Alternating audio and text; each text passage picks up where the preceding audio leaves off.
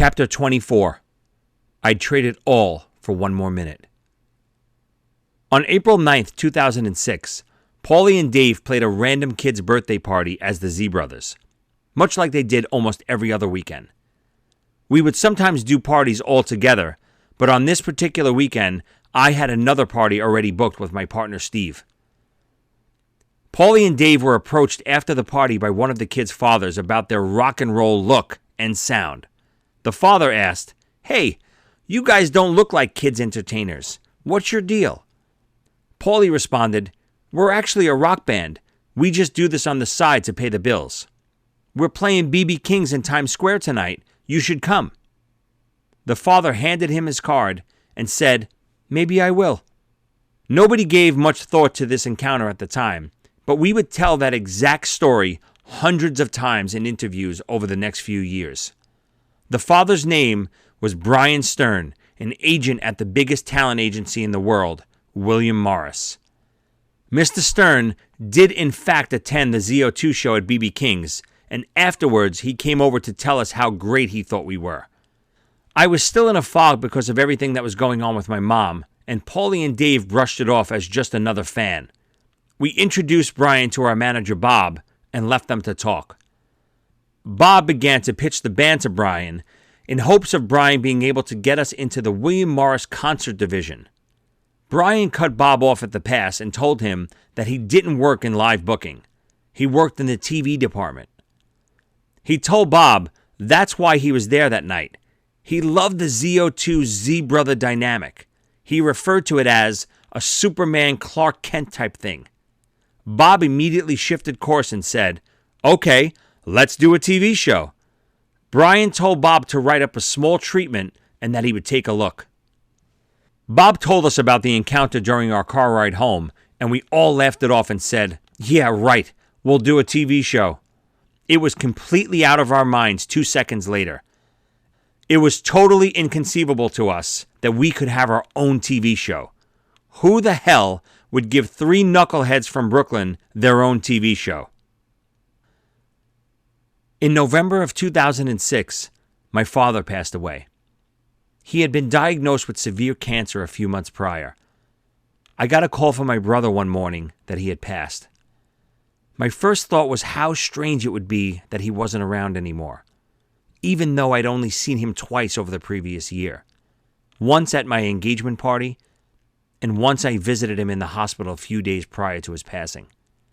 I didn't really feel any remorse until his actual wake. During my father's wake, my cousin Monsignor Cassata, I know what you're thinking, that's pronounced wrong. Actually, all of the Cassatas spelled our names slightly different. When our relatives came over from Italy, the people at Ellis Island would sometimes get the spelling of people's names wrong. Anyway, the Monsignor was giving a last speech before closing my father's coffin. He mentioned that he spoke to my father quite often about his sons, Danny and Joey. I assumed he was just giving a generic speech because obviously my father didn't really talk about us. He hardly even knew us. Then, something he said struck a nerve. He mentioned how my father would brag about his son Joey going on tour with Kiss and how proud he was of him. I'm not exactly sure why, but this was the first time that I felt emotional since he passed. I broke down in tears for a few minutes. I guess it was thinking of my father being proud of me when I always assumed he never even liked me.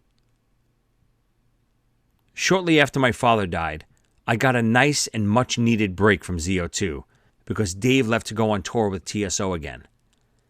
It was nice to have this time off from the band so I could spend the holidays with my family. It was especially nice this particular year with my father just passing and my mom being so sick. After a beautiful 2 months with my family, in January of 2007, ZO2 went back to LA for the NAMM Music Convention. We had a new tradition of playing the Viper Room on Sunset Strip whenever we went out there, along with another tradition of going to the Rainbow across the street from the Viper Room for a post-show feast.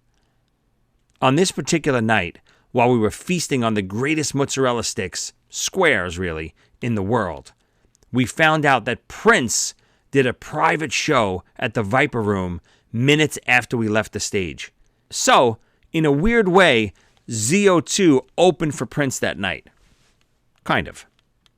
During this trip to NAMM, I also officially became an A-list Ludwig endorser. Todd Trent, head of talent relations, saw the dedication I had to the Ludwig brand and also saw that ZO2 was showing a lot of promise. He handed me the new Ludwig 2007 catalog and told me to pick out a kit and it would be free of charge. I was so proud and taken aback to be officially welcomed into the Ludwig family. I'd been watching my hero, Eric Carr, play Ludwig since I was 6 years old, and now they wanted me to endorse their drums. It was a real honor and a dream come true. Upon returning from LA, I went straight to my new apartment in Brooklyn, where I recently moved in with my fiancée Madeline. To my joy, Madeline had a surprise birthday party waiting for me. A few months prior, Madeline and I found a great duplex apartment in Brooklyn. It had been 15 years since I was thrown out of my house in Brooklyn, and now I was finally able to return. It felt amazing. Even though I now lived with Madeline, I still spent most of the time in Manhattan to take care of my mom when she wasn't having one of her lengthy hospital stays. It was a very hard time for me, split between starting my new life with Madeline and taking care of my mom.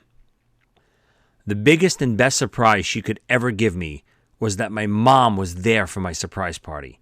She had been too sick to even see my new apartment when we first moved in, but somehow she told Madeline that she wasn't going to miss my birthday no matter what.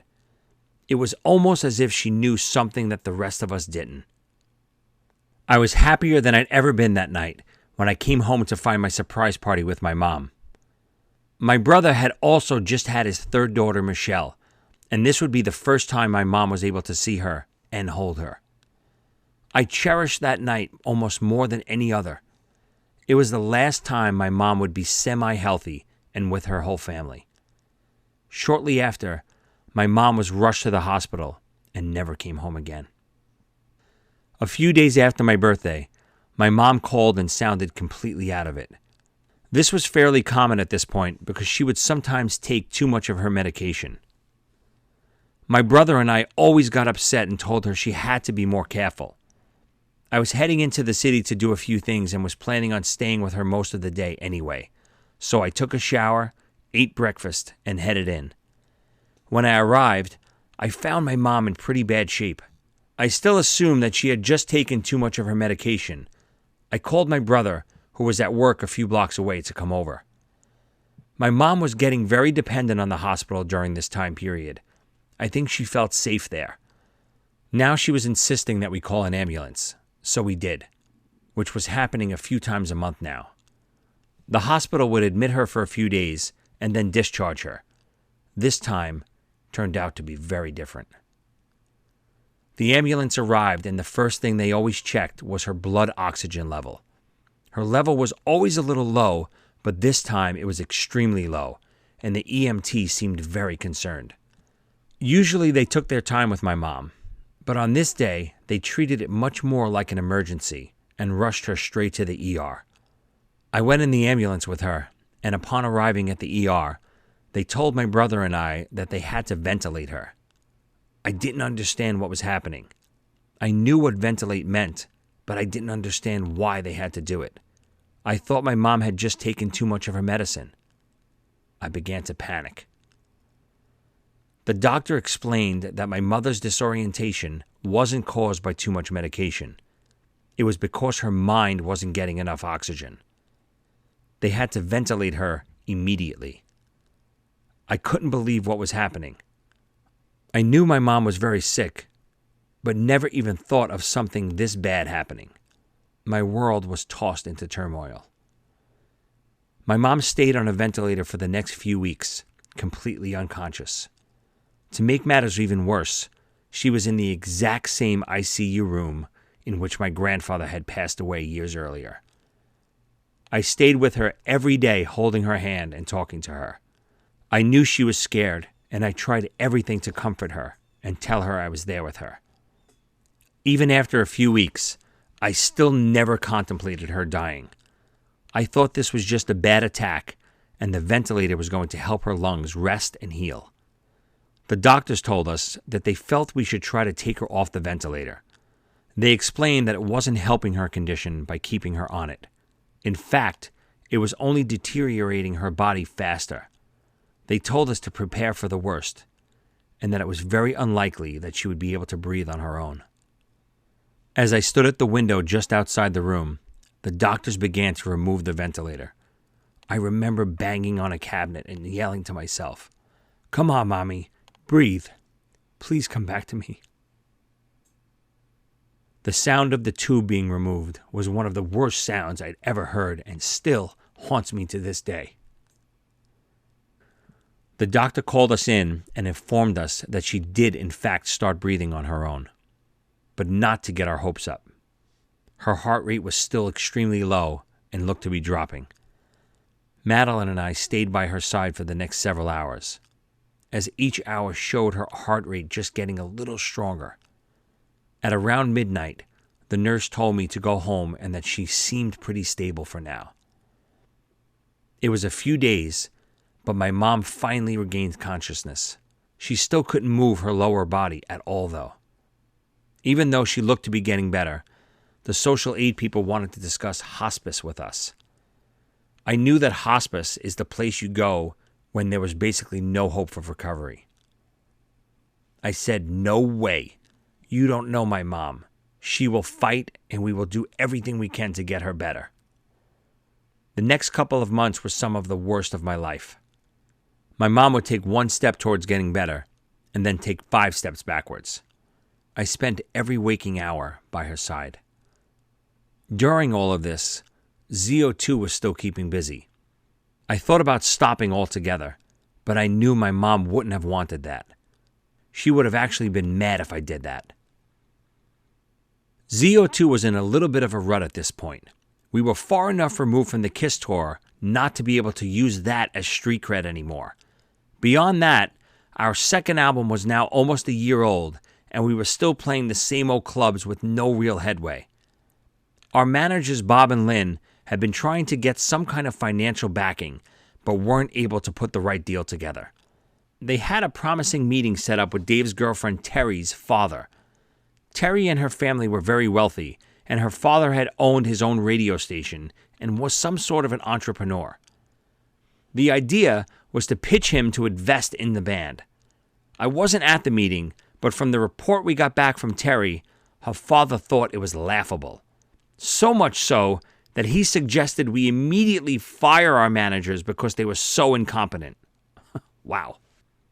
To their credit, Bob and Lynn were persistent and finally found someone that bought into their plan, and even more so than they had hoped. Enter Michael Morrison and Michael Woke. The two Michaels were lawyers by trade, but also loved the music business. They had just recently begun managing a band from Boston called Craving Lucy. Bob found out that they were financially backing everything Craving Lucy did and began pitching ZO2 to them. After a few weeks of meeting with the Michaels, Bob and Lynn convinced them to start their own record label with ZO2 and Craving Lucy as their first 2 acts. We couldn't believe it. No, really, we actually didn't believe it. Yeah, right. 2 millionaires were going to start their own record label with Bob and Lynn running it. It seemed like a fantasy, but sure enough, it happened. The label was to be called Riker Hill Records. Since our second album was just under a year old, Riker Hill would buy it from us and re-release it on their label. On top of that, they would pay us a pretty decent salary too. This was a bittersweet time for me. My mom was basically dying in the hospital while I was finally getting signed to a record label. More than anything, I wanted to enjoy this with her. I remember running to the hospital when I got the news to tell her. She was absolutely thrilled. I could see in her eyes how proud she was of me. Even then, lying in the hospital, she showed how much she cared for me. As my mom continued to get worse, we were getting more amazing news about ZO2. Almost a year prior, Brian Stern had asked us to write a treatment for the TV show based on ZO2's life. Bob and Lynn drafted a basic concept which told exactly who we were: rockers by night, kids band by day. Stern loved it and had finally gotten back to us to say that he wanted to shop us to production companies to film a sizzle reel. We all said, "What the hell is a sizzle reel?" We learned it was essentially a demo for TV, a short little teaser about what the show could be. We interviewed a few production companies and finally settled on Mark Productions. They were a small upstart company willing to fund our sizzle reel in hopes of getting the show picked up by network.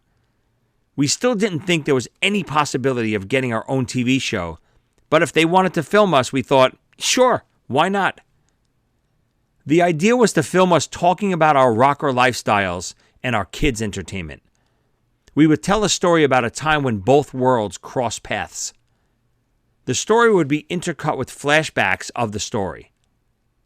Mark took us to the famous barbecue place in Manhattan called Virgil's to film the interview segment. The Marks had seen how Paulie, Dave, and I liked to eat, and they thought it would be very good to capture that on film. And it was. During the interview, they brought out tray after tray after tray of food. By the end of the filming, the bill for the three of us was more than for the rest of the 10-person crew. The next day, we filmed a short scene of Paulie and Dave picking me up on our way to a kid's birthday party. The idea was that we were late because they hooked up with two groupies the night before. Once we arrived at the kid's birthday party, they realized that the groupies from the night before were moms at the party. It was a little goofy, but fun to do. We honestly didn't think this would ever come to fruition. Shortly after filming the sizzle, we had our official Riker Hill signing party. Bob and Lynn made sure to tell us, do not mention filming the TV sizzle to the Michaels at Riker Hill. I wasn't exactly sure why they asked this of us at the time, but we went along with it. We found out much later that Bob and Lynn didn't want Riker Hill to know about the TV show because they were scared they would want a piece of it. If anything, we needed our label behind us to simultaneously push us. As great as Bob and Lynn were at this time, these were the little underhanded things that began to happen more and more frequently. Soon after celebrating our record contract signing, we got word from Mark Productions that they began to set up pitch meetings with networks to try to get our show on the air. I'll never forget going to my local Best Buy store and seeing ZO2's Ain't It Beautiful on the shelf for the very first time for sale. It was an amazing moment. After all the years of running to get the new Kiss album, I finally got to see my album on the rack. All during this, I was still spending as much time with my mom in the hospital as I possibly could. She would have a week where she was totally coherent, and then get a relapse and end up in critical condition again. This went on for months. I tried to keep a little focus on the band, but it was difficult. My hero was fading away from me before my eyes. We pitched our show at a half a dozen networks or so, including TV Land, VH1, Comedy Central, and IFC. We got word that both Comedy Central and IFC were interested in possibly developing a pilot with us. Of course, we still didn't realize what a huge deal this was. Getting a pilot greenlit was probably even harder than landing a record contract, and we somehow got both within a few months of each other. After meeting with both networks, we decided to go with IFC. IFC told us that they planned on making us their flagship show. We were also taking the Marks' advice. They said it was probably better to be the big fish in a small pond over at IFC rather than a little fish in a massive pond over at Comedy Central. A few days later, Bob and Lynn called a meeting to go over our TV contracts.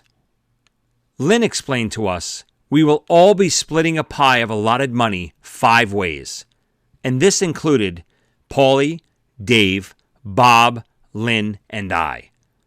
Bob also said, we can't get rich off a show like this, but it will be able to move the band forward in the right direction. We were still told not to discuss any TV business when the two Michaels from our record label were present. All of this should have sent up 1,000 red flags, but I was in a fog because of my mom, and Paulie and Dave, unfortunately, were just gullible. The icing on the cake was when Lynn said, "You don't have time or need a lawyer to look at this. I already did, and it's all fine. The Marks need these contracts back by tomorrow, or we might jeopardize the deal." I know what you're all thinking. How stupid can these guys be? Let me try to explain as best as I can. At the time, the idea of some fantasy TV show still seemed ridiculous to us. Maybe we would film a pilot like we did with Kiss Nation for VH1, but there was no way we were getting picked up for series. I know that's still no excuse, especially for me. I totally take all the blame for everything that happened after this. I give none to Paulie and Dave. Unfortunately, both of them thought of Bob and Lynn as parent figures that would always take care of them. I knew better and never really trusted them, or anyone for that matter. Up to that point, I thought they were good managers and did a lot for us, but I should never have signed anything without a lawyer looking at it first. My mind was completely on my mom and what was happening at home. I also had my destination wedding coming up in the Dominican Republic and was scared to leave my mom. I wasn't thinking clearly, and I think Bob and Lynn knew it and slipped this by me. We signed the papers on the spot and didn't think about it again for a long while. I was leaving for my wedding on June 5th, 2007. Madeline and I were flying out to Punta Cana in the Dominican Republic, and then a few days later, my brother and his wife Liz, Madeline's brother and his wife, and Madeline's mother and father would join us, all while my poor mother was still in the hospital. A week before we left, I got a call from Bob that we were scheduled to film the pilot of our show on June 7th. I had previously given Bob and the rest of the guys the dates of my wedding and told them that I was obviously unavailable those days. I reminded Bob of this when he called, and he very coldly told me, "You have to change your wedding date." I absolutely thought he was kidding, but he wasn't. I wasn't that upset simply because he was telling me this. I was more shocked that he had the balls to even bring that option to me. Bob knew I was unavailable, and a good manager would have just told the producers way ahead of time so there would be no conflict. But that's the kind of person Bob was. I told him, "There is no way in hell I'm changing my whole wedding. I'm flying 10 people to the Dominican Republic, and I've had it booked for over a year." He told me, "We have to film it this day," and there was no way out of it. I got very angry and yelled, "Then film it without me," and I hung up the phone. I was furious. A few hours later, I got a call from Mark Effman, one of the producers, to talk about it. What he told me next, I flat out couldn't believe. He began with, "Joe, I understand that your mom is sick and that you don't think you can make the shoot that day." I cut him off, and I said, "Excuse me? What did you say?" Mark replied, "Bob explained to us about your mom and that she is sick, and that's why you can't make the day to film." Can you believe this bastard had the nerve to lie to the network and the production company and use my mom's health as an excuse? Later, I found out that the reason Bob had never told anyone about my wedding and then lied about why I couldn't film was because he and Lynn decided they didn't want the network to know I was getting married. They thought it might jeopardize how they saw us as a crazy rock band. I should have fired both of them that day. And if it wasn't for Paulie and Dave loving them so much, I would have. After a 5-minute conversation with Mark Effman, with me explaining to him the real reason for my unavailability was my wedding booked for the Dominican Republic, he was totally okay with changing the date. He even said, "Of course, dude, we had no idea. You are not canceling your wedding. That's ridiculous. We will just book it a few weeks later." It was that easy to change it, and Bob never even tried. My relationship with Bob and Lynn would never be the same. The night before I left for my wedding, my mom took a turn for the worse. Madeline and I went to spend time with her and tell her we were leaving to get married the next morning. She was completely unconscious at this point and in really bad shape. My heart was melting with the thought of leaving her, lying in a hospital bed, and going off to get married. Still, I knew my mom would have wanted it more than anything in the world. In a way, I believe she was holding on until Madeline and I were officially married, so she knew someone would take care of her little boy. I held her hand and gave her the biggest hug and kiss I'd ever given her. I whispered in her ear, "Rest, Mom. I'll be all right." On the morning before my wedding, while already in the Dominican Republic, I got a call in my hotel room at 5:30 in the morning saying that my mom had passed away. My world was shattered, and I knew I would never be whole again. She hung on just long enough to make sure I was taken care of. Even in her last breath, she was thinking of ways to take care of me. On June 7th, 2007, my mom passed away, and on June 8th, I got married. That day on the beach, as I was marrying Madeline, I felt my mom's presence more than I've ever felt anything in my life. She was with us. She knew she couldn't be there physically, so she got there spiritually. As much as my mom took care of me while she was alive, I know she has been my guardian angel every single day since she passed. I love and miss you so much, Mom. Here's the ZO2 song I wrote with Paulie Z shortly after my mom passed. It's called I Will Be All Right.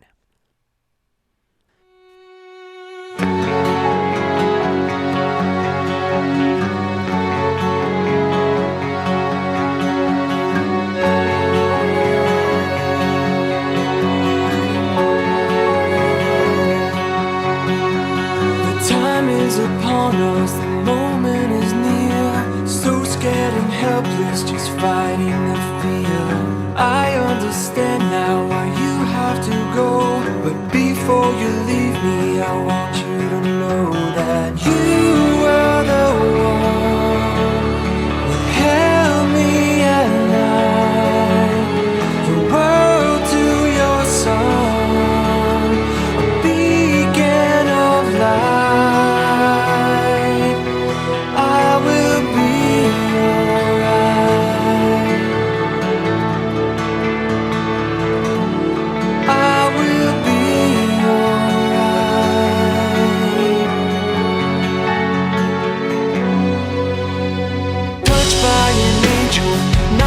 But twice, you knew it was her when she entered my life. She was the reason you held on so long. Now we can live on the love we passed on. Now she is the one to hold me at night. The journey's begun. Embrace the light.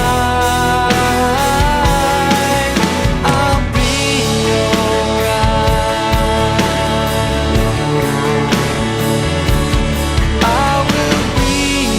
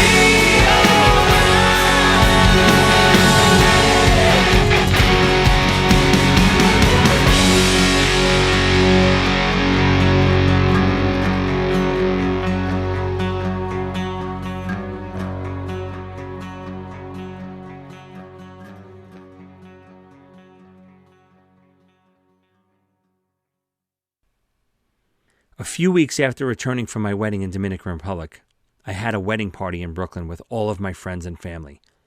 It was a very bittersweet time.